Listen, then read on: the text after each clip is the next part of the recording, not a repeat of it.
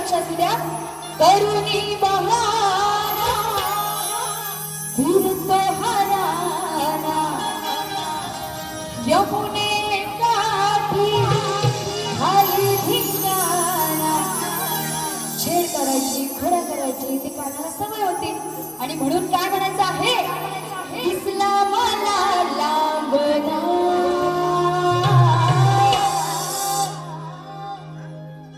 सगळे ऐकतायत ना, जागे आहेत ना? हा दादा आता तुम्ही जरा थांबा, त्यांचा किती आवाज येतो ते मला बघायचं. दिसला मला लांबना. काय बोलू ना पुढे, बोलू ना पुढे. मग दिसला मला लांबना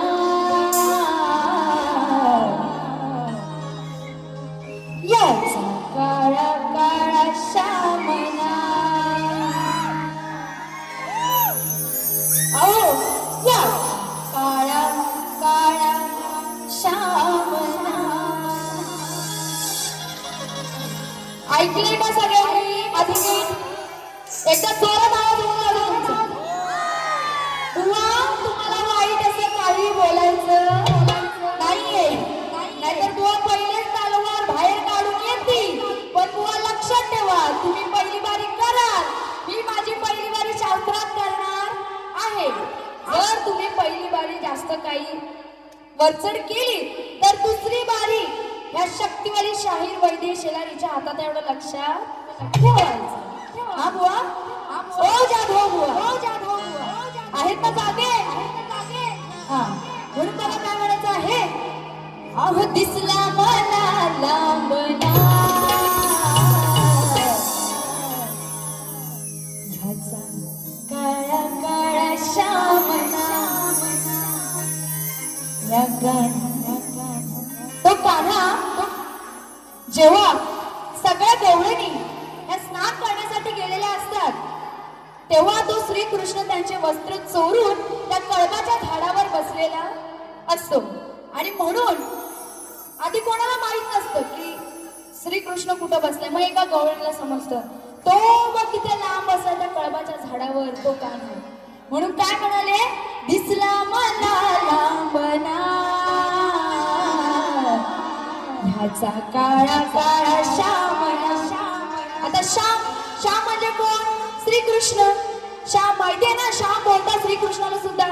म्हणून म्हणाले की तिला तो श्याम दिसला. कोणाचा?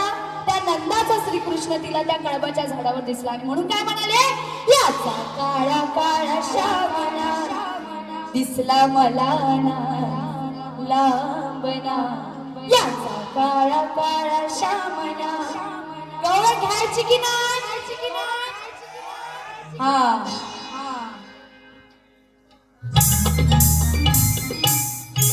क्या बात है.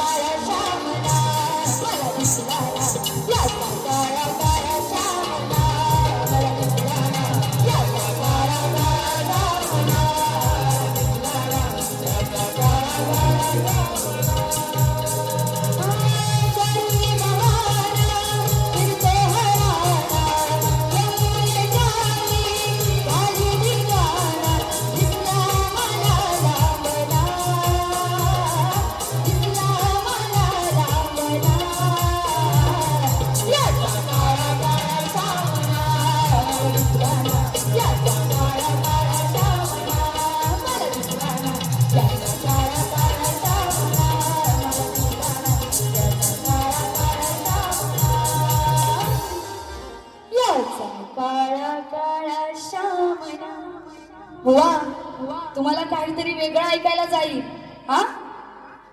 नीट लक्ष देऊन मी अर्थ सांगितलंय तो लक्ष दिलंयत ना. हा? याचा काळा काळा श्यामना मला दिसला ना, याचा काळा काळा श्यामना